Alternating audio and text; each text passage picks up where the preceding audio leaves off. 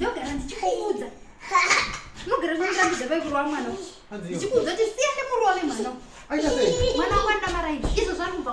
mubvunze weita ndofaniya yacho nebi ungana maraini ndasekwa ndasangana naye kugedhi mwana wako ndokuuya kumba atori nani kandidzwa kumba ero akamborasiri pana pero ada maraini zvakanyanya ndiani iwewe newe iye newe ndiani amaraini zvakanyanya ndikubvunza ndiani ndenda kumaraini kupi majeni ndenda kumaraini uyatodzoka zona mborasiri pambo iwe wakatanga maraini kweza mtoso kuti zahamba kutori asi maraini pambo imbaba inika hapana ausiri wakantora mwakoni dai wewe kwasina zimbare kwa walidzokera siyana nemwana iwe saka mutokurudzira panoda ine kumaraini kana chienda kanga chiendera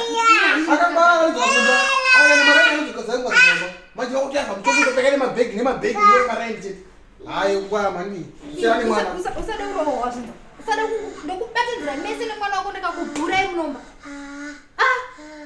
ngatonifananzira asi ndochokwadi kumaraini